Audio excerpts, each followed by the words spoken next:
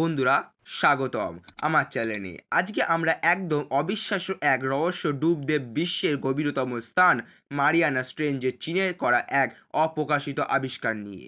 আপনি কি ভাবতে পারেন, সেই কালো বিমূর্ত আর অজানা কিছু যেটা খুঁজে পেয়েছে পৃথিবীর কোষ্ঠকাঠিন্যের অতলে ডুবে থাকা এক ঘূর্ণি রহস্যময় বস্তু?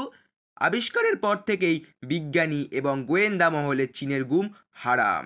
চলুন সেই গোপন কাহিনী আমরা এবার খুলে পড়ি। পৃথিবীর সবচেয়ে গভীর অংশ, যেখানে সূর্যের আলো কখনো পৌঁছায় না, বিশাল চাপ, অন্ধকার আর এক অবিশ্বাস্য প্লাবন। ঠিক এমন সত্ত্বে বিজ্ঞানীরা প্রাণিত হয়েছে।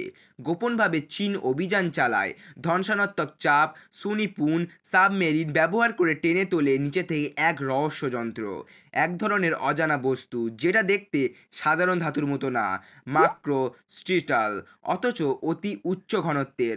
বস্তুটির ভেতরে এমন অণু, পরমাণু গঠন আছে যেগুলি বিরল ধরনের কাঠামো বিজ্ঞানীরা আগে দেখেনি।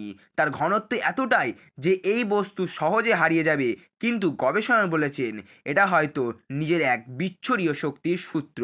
এই আবিষ্কার এতটাই গোপন ছিল যে শুধু গবেষকদের কয়েকজন খুব সীমিত মাত্রায় খবর পেল।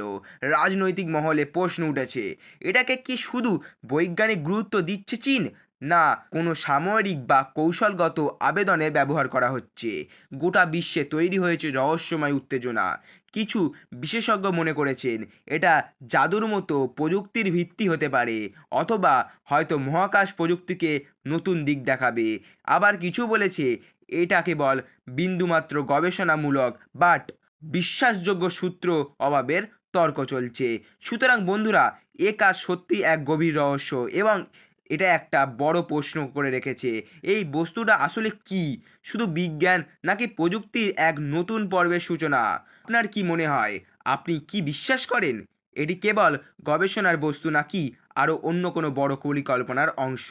মন্তব্য আপনার মতামত জানাতে ভুলবেন না। আরও যদি এই ধরনের রহস্য, বিজ্ঞান, ইতিহাস আরো অজানা তথ্য নিয়ে ভিডিও পেতে চান, তাহলে অবশ্যই সাবস্ক্রাইব ও ঘন্টা আইকন, আর হ্যাঁ, লাইক ক্লিক করে উৎসাহে আমায় সমর্থন দিতে পারেন। পরের ভিডিও দেখা হবে নতুন একটি মিস্টিরিয়াস ভিডিও নিয়ে, এই স্টাইলে আপনাদের জন্য। ততদিন নিরাপদ থাকুন, কৌতূহলী থাকুন। বিদায়।